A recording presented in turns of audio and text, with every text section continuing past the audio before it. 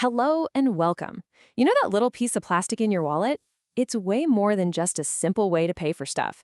It's a financial tool so powerful, it can either help you build a solid financial future or tear it all down. So, how do you make sure you're the one in control?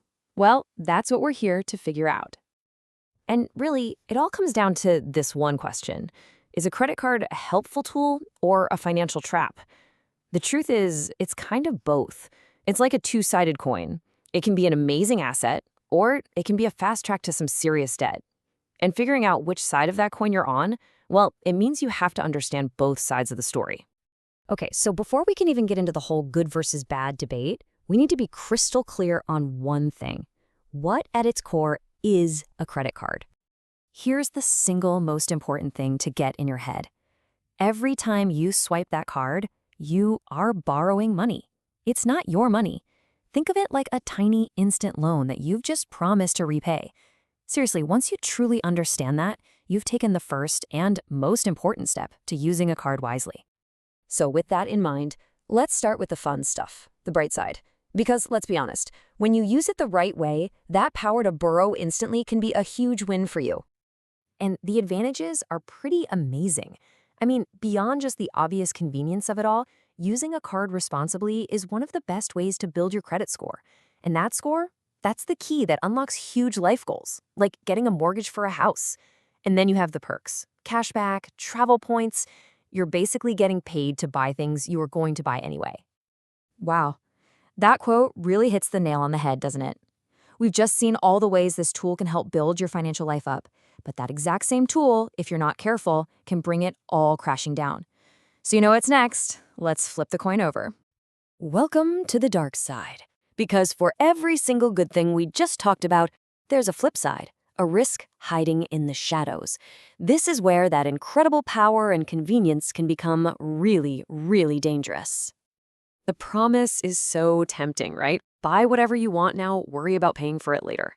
But that's where the reality of the APR, the annual percentage rate, comes crashing in. If you don't pay off your entire balance every single month, those sky-high interest rates can turn a tiny purchase into a mountain of debt faster than you can believe. Let's make this real. Imagine you go out and buy a brand new laptop, or maybe you book that weekend getaway you've been dreaming about. You put $2,000 on the card. It feels so easy, right? The bill is a problem for future you. Okay, are you ready for this? This is the part that gets crazy. If you have a pretty typical credit card with a 20% APR and you only make the minimum payments on that $2,000 purchase, you'll end up paying over $3,000 in interest alone.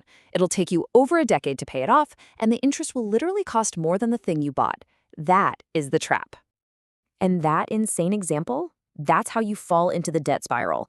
Then you factor in things like late fees, annual fees, and every time you miss a payment or carry a high balance, you're damaging that credit score you were trying to build. You can see how the temptation to overspend creates this cycle that is incredibly hard to escape.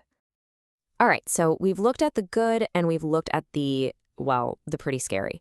And that brings us to the most important part of all of this, the choice. Because now you have the information you need to make a smart one. So here it is, all laid out. On one side, you have the power to build your credit history and earn some awesome rewards. On the other, you have the massive risk of high interest debt and hidden fees. The convenience and safety are weighed directly against the constant temptation to overspend. See, it's the exact same tool, but it can lead to two completely different destinations. And that leaves us with the only question that really matters. This isn't about whether credit cards are good or bad in general. It's about you. It's about your habits, your goals, and your discipline. Is this powerful two-sided tool the right one for your toolkit? The choice and the responsibility that comes with it is all yours.